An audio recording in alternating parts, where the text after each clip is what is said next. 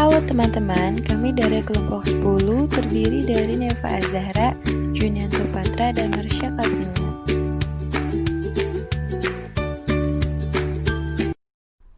Selanjutnya saya akan membahas tentang teknik pengambilan sampling. Teknik sampling merupakan teknik pengambilan sampel, di mana jumlahnya sesuai dengan ukuran sampel yang akan dijadikan sumber data sebenarnya, dengan memperhatikan sifat-sifat dan penyebaran populasi agar diperoleh sampel yang representatif. Nah, untuk mendapatkan sampel ini yang akan digunakan dalam penelitian, terdapat berbagai teknik sampling yang digunakan. Teknik sampling pada dasarnya dapat dikelompokkan menjadi dua, yaitu yang pertama ada probability sampling. Nah, probability ini merupakan teknik pengambilan sampel yang memberikan peluang yang sama bagi setiap anggotanya untuk dipilih menjadi anggota sampel. Nah, teknik ini merupakan memungkinkan peneliti untuk membuat generalisasi dari karakteristik sampel yang menjadi karakteristik populasi. Nah, probability sampling ini dibagi menjadi 5 karakteristik, yaitu simple random sampling, stratified random sampling, systematic sampling, cluster sampling, dan yang terakhir ada multistage sampling. Yang pertama, simple random sampling. Nah, penyampelan acak sederhana dimaksudkan bahwa sebanyak N kecil sampel diambil dari populasi N besar, dan tiap anggota populasi mempunyai peluang yang sama untuk terambil. Contohnya terdapat 3 cara untuk menentukan sampel dengan menentukan teknik ini, yaitu yang pertama ada cara undian, yang kedua cara tabel bilangan random. Nah, contohnya diketahui N besar 1000, akan dipilih N kecil 20 dengan menggunakan teknik simple random sampling. Nah, yang ketiga ada dengan menggunakan komputer untuk mengacak, misalnya dengan bantuan SPSS. Yang kedua ada stratified random sampling. Nah, pada penyampelan jenis ini anggota populasi dikelompokkan berdasarkan stratanya, misalnya tinggi, sedang, dan rendah. Kemudian dipilih sampel yang mewakili masing-masing strata. Langkah-langkah dalam menentukan stratified random sampling yaitu pertama, menentukan data pendukung tentang populasi yang diambil berikut strata-strata yang ada di dalamnya. Kedua, mengklasifikasikan populasi ke dalam grup atau strata yang saling lepas. Ketiga, menentukan ukuran sampel untuk tiap stratum. Yang terakhir ada memilih secara acak setiap stratum dengan menggunakan simple random sampling. Nah, contohnya pada sebuah evaluasi dilakukan untuk mengetahui pelaksanaan program pembelajaran kesehatan. Populasi yang diambil adalah seluruh sekolah mengataskan di 33 provinsi di Indonesia, misalnya 330 sekolah.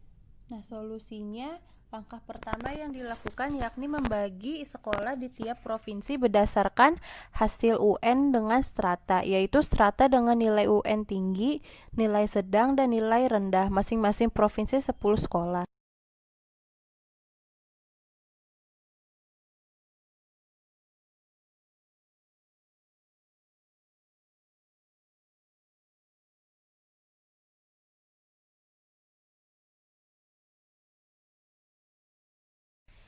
Yang ketiga ada systematic sampling. Nah, systematic ini mempunyai cara yang dilakukan dengan mengurutkan terlebih dahulu semua anggota, kemudian dipilih urutan tertentu untuk dijadikan anggota sampel. Langkah-langkah dalam systematic sampling yang pertama yaitu tentukan populasi studi, kedua tentukan sampling frame, ketiga tentukan besar sampel, yang keempat tentukan interval dengan rumus I sama dengan N besar per N kecil. Yang kelima, pilih sampel nomor 1 secara acak, dan yang terakhir ada secara sistematik tentukan sampel berikutnya nomor 2, 3, dan seterusnya dengan interval N besar per N kecil. Contoh soalnya diketahui jumlah populasi 500 orang dan sampel yang diinginkan 50. Jadi intervalnya 500 per 50 yaitu 10.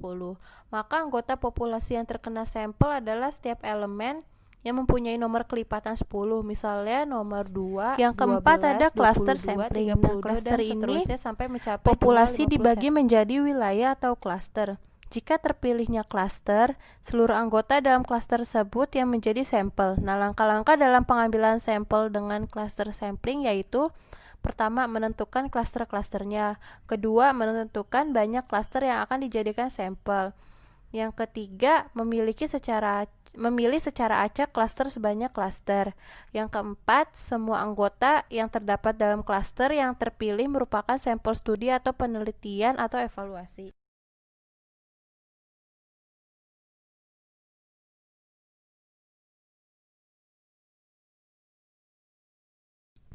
Contoh soalnya, sebuah evaluasi tentang tingkat kesehatan siswa SMA akan melibatkan seluruh SMA di Indonesia. Ada 33 provinsi, sehingga dapat dibagi menjadi 33 klaster. Misalkan diambil sebanyak 7 klaster, maka dipilih secara acak 7 provinsi dari 33 provinsi. Semua SMA yang berasal dari 7 provinsi tersebut merupakan sampel. Yang terakhir ada multistage sampling. Nah, multistage sampling ini merupakan gugus bertahap yang pengambilan sampel dilakukan berdasarkan tingkat wilayah secara bertahap. Dilaksanakan bila populasi terdiri dari bermacam-macam tingkat wilayah, nama lain area sampling atau pengambilan sampel menurut wilayah. Nah, ini nih digunakan jika populasi sangat besar dan menyebar dan tidak tersedia kerangka sampel. Contoh multistage sampling tingkat provinsi. Yang pertama, tentukan populasi studi dan sampel. Kedua, bagi populasi menurut wilayah atau strata kabupaten atau kota. Ketiga, pada setiap strata terpilih, kelompokkan populasi berdasarkan klaster atau strata urban atau rural. Tentukan besar sampel di setiap strata dan klaster. Yang terakhir, di klaster atau strata terpilih, ambil sampel secara acak, tabel random atau komputer. Oke, selanjutnya saya akan menjelaskan tentang non-probability sampling. Apa itu non-probability sampling? Non-probability sampling adalah teknik pengambilan sampel yang tidak memberikan peluang atau kesempatan yang sama bagi setiap unsur atau anggota populasi yang dipilih menjadi sampel. Nah, teknik pengambilan sampel ini ada banyak ya, diantaranya ada sampling insidental, yang sampling purposive, sampling bola salju atau snowball sampling, dan sampling kota dan sampling accidental. Non-probability sampling ini tidak bisa digunakan untuk membuat generalisasi. Nah, contoh dari non-probability sampling yang pertama adalah sampling incidental atau reliance available sampling. Nah, teknik sampling ini mengandalkan pada keberadaan subjek untuk dijadikan sampel, yaitu siapa aja yang memang secara kebetulan ini bertemu dengan peneliti dan dipandang cocok nih sebagai sumber data dari objek, maka subjek tersebut bisa dijadikan sampel oleh peneliti. Lalu sebagai contohnya adalah misalnya dalam suatu penelitian dilakukan untuk mengevaluasi pemanfaatan media komputer pada proses pembelajaran. Namun, sampel yang akan diambil yaitu guru yang secara kebetulan bertemu nih dengan peneliti dan dianggap cocok oleh peneliti untuk dijadikan sumber data dan penelitian tersebut. Maka pengambilan sampling semacam ini tidak dapat digunakan untuk membuat generalisasi sifat sampel menjadi sifat populasi. Selanjutnya ada snowball sampling atau sampling bola salju. Nah, sampling snowball ini dapat dilakukan jika keberadaan dari suatu populasi sulit untuk ditemukan. Nah, dengan kata lain, cara ini banyak dipakai ketika peneliti atau evaluator tidak banyak tahu tentang populasi yang akan diteliti. Nah, pada penelitian kualitatif banyak menggunakan sampel purposive dan snowball ini. Selanjutnya, sebagai contoh dalam snowball sampling adalah misalnya evaluasi dilakukan untuk mengetahui efektivitas bidan desa yang diprogramkan pada suatu daerah. Nah, salah satu orang yang dijadikan sumber data adalah salah satu tetua adat atau sesepuh yang berada dari daerah tersebut atau masyarakat tersebut. Lalu ditanyai nih, perlunya bidan desa dalam desa tersebut itu seperti apa. Selanjutnya dari tetua adat atau sesepuh tersebut yang dijadikan sampel diminta untuk memberikan informasi tentang keberadaan anggota masyarakat yang lain yang dapat dijadikan sumber data dalam penelitian ini. Selanjutnya adalah sampling purposive. Sampling purposive adalah teknik penentuan sampel berdasarkan pertimbangan peneliti atau evaluator tentang sampel mana yang paling bermanfaat dan representatif. Nah, terkadang sampel yang akan diambil ditentukan berdasarkan pengetahuan atau pengalaman tentang suatu populasi dari peneliti, anggota-anggotanya, dan tujuan dari penelitian ini. Nah, jenis sampel ini sangat baik jika dimanfaatkan untuk studi penjajakan atau studi awal untuk penelitian atau evaluasi yang kemudian diikuti oleh penelitian lanjutan yang sampelnya diambil secara acak atau random. Selanjutnya ada langkah-langkah dalam sampling purposive, yaitu yang pertama identifikasi karakteristik populasi, yang kedua studi pendahuluan, selanjutnya ada peneliti menetapkan pertimbangan, dan terakhir adalah sebagian populasi menjadi sampel. Sampling purposive menggunakan kriteria yang telah dipilih oleh peneliti, yaitu ada dua. Yang pertama ada kriteria inklusi. Kriteria inklusi ini merupakan kriteria sampel yang diinginkan peneliti berdasarkan tujuan penelitian. Yang kedua adalah kriteria eksklusi, yaitu kriteria khusus yang menyebabkan calon responden yang memenuhi kriteria inklusi harus dikeluarkan dari kelompok penelitian. Contohnya adalah penelitian tentang nyeri pada pasien diabetes mellitus yang mengalami luka pada tungkai kaki. Di sini ada dua, yaitu ada kriteria inklusi dan kriteria eksklusinya seperti apa. Kriteria inklusi yang pertama adalah penderita diabetes mellitus dengan luka gangrene atau luka pada tungkai kaki. Itu yang kedua ada usia 18 sampai 59 tahun, yaitu bisa membaca dan menulis. Nah, dari ketiga tersebut merupakan kriteria inklusi dari contoh penelitian di atas. Selanjutnya kriteria eksklusinya adalah penderita diabetes mellitus yang memiliki penyakit penyerta lainnya seperti gangguan ginjal, gagal jantung, nefropati, dan sebagainya. Selanjutnya yang kedua adalah penderita diabetes mellitus yang mengalami gangguan kejiwaan, yang dimana keduanya merupakan kriteria eksklusi dalam penelitian ini. Selanjutnya ada kuota sampling. Nah, teknik sampling kuota ini adalah teknik yang menentukan sampel dari populasi yang mempunyai ciri-ciri tertentu sampai jumlah atau kuota yang diinginkan. Pada sampling kuota dimulai dengan membuat tabel atau matriks yang berisi penjabaran karakteristik dari populasi yang ingin dicapai atau karakteristik populasi yang sesuai dengan tujuan dari penelitian, untuk selanjutnya ditentukan sampel yang memenuhi ciri-ciri pada populasi tersebut. Lalu terdapat prosedur yang dalam sampling kuota. Nah, pertama, populasi dibagi-bagi menjadi strata yang relevan seperti usia, jenis kelamin, lokasi, dan sebagainya. Selanjutnya, proporsi tiap strata diperkirakan atau ditentukan berdasarkan data eksternal. Kemudian total sampel dibagi-bagi sesuai proporsi setiap strata atau kota. Terakhir, untuk memenuhi jumlah sampel untuk tiap strata, peneliti menggunakan expert judgment-nya.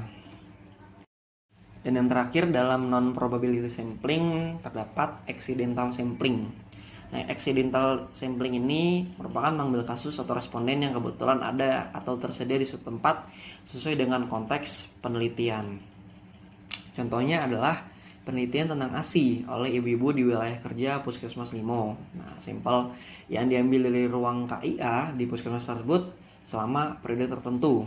Nah, misalkan periode waktunya adalah bulan Juni tahun 2018, itu dari Senin sampai Sabtu. Atau peneliti menentukan setiap Selasa di bulan Juni tahun 2018. Nah, maka seberapa banyak jumlah ibu yang ditemui pada hari Selasa tersebut yang akan dijadikan sampel oleh peneliti. Selanjutnya, saya Neva Azahra akan menjelaskan tentang besar sampel. Dalam memilih rumus besar sampel, kita harus memperhatikan 3 hal penting, seperti yang pertama, ada tujuan penelitian. Tujuan penelitian merupakan pusat metode yang dikembangkan dalam melaksanakan penelitian, termasuk perhitungan besar sampel. Berdasarkan tujuan penelitian, maka dapat dinilai apa yang ingin dicapai atau bentuk estimasi apa yang akan dilaksanakan. Misalnya, bila suatu penelitian ingin memperkirakan rata kadar hemoglobin remaja putri pada suatu sekolah, maka bentuk estimasi yang ingin dicapai adalah estimasi rata atau mean. Maka rumus yang dipilih adalah rumus untuk estimasi rata. Artinya, berdasarkan tujuan, kita akan dapat melihat skala data variabel outcome dan jumlah kelompok penelitian yang terlibat sebagai dasar utama pemilihan rumus besar sampel.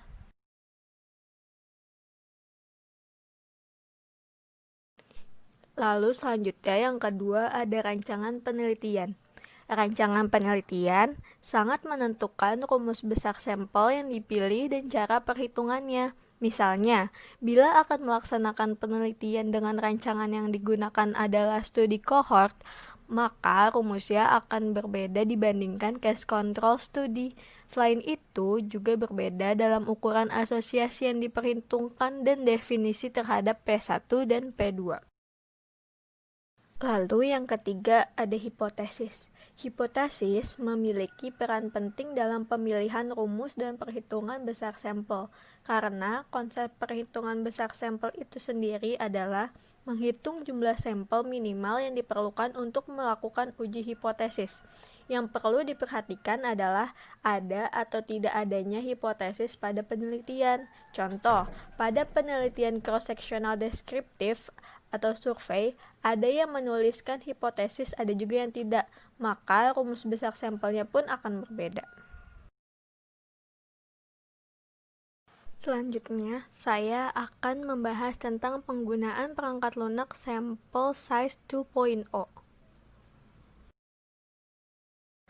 Pemasangan dan penggunaan perangkat lunak Sample Size 2.0 di komputer tergolong sederhana.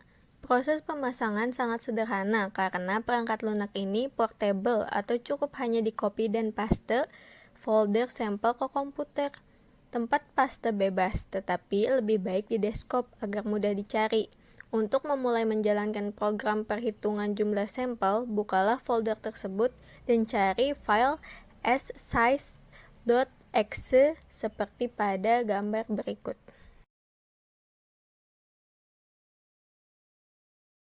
Kemudian, klik 2 kali, maka program akan mulai dan muncul seperti gambar di samping. Tampilan ini menginformasikan bahwa perangkat lunak perhitungan besar sampel ini dibuat berdasarkan buku Sample Size Determination in Health Studies oleh S. Kalawanga dan S. Lemshaw tahun 1997. Untuk memulai, klik tombol OK pada samping kanan atas, maka akan muncul menu sebagai berikut. Lalu, tinggal dipilih rumus yang ingin digunakan. Lalu selanjutnya, ada perhitungan besar sampel. Yang pertama, ada penelitian proporsi satu kelompok.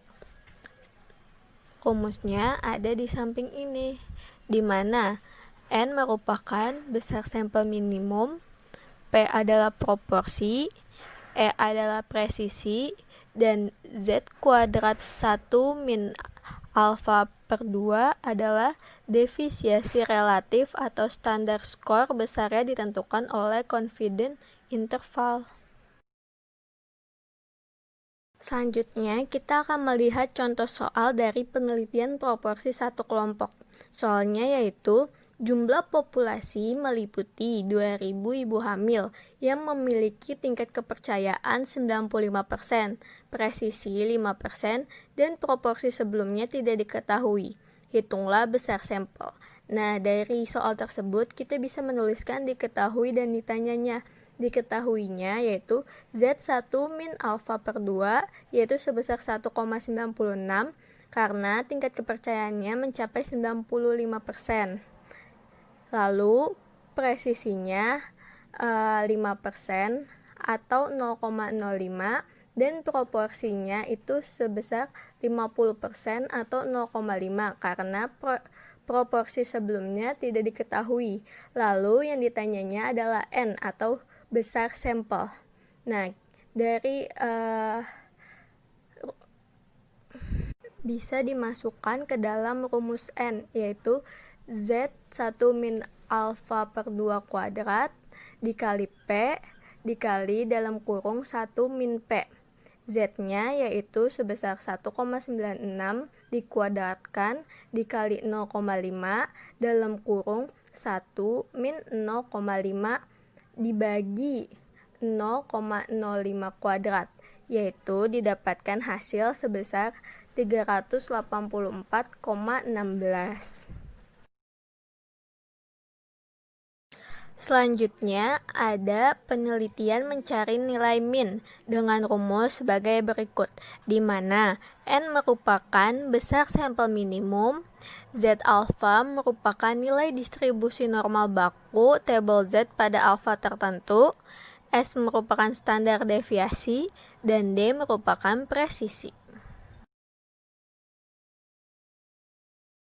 Selanjutnya, kita akan melihat contoh soal dari penelitian mencari nilai min, yaitu soalnya adalah seorang peneliti akan melakukan penelitian mengenai min berat badan mahasiswa putri di kota Denpasar yang memiliki tingkat kepercayaan sebesar 95%, presisi sebesar 1,5, dan standar deviasi sebesar 5 kg.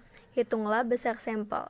Nah, dari soal tersebut kita dapat mengetahui Z alpha-nya adalah 1,96 karena tingkat kepercayaannya mencapai 95%, lalu S atau standar deviasinya yaitu sebesar 5 kg, dan D atau presisinya yaitu sebesar 1,5. Lalu ditanyanya adalah N atau besar sampel.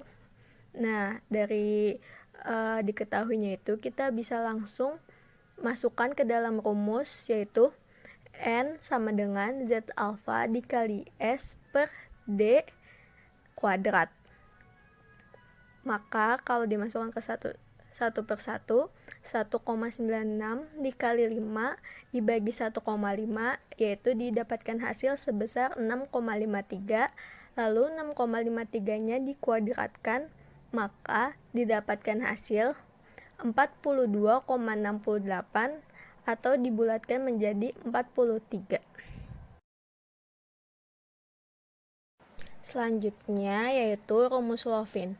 Rumus Lovin ini biasa digunakan dalam penelitian survei, di mana biasanya jumlah sampel besar sekali, sehingga diperlukan sebuah formula untuk mendapatkan sampel yang sedikit, tetapi dapat mewakili keseluruhan populasi.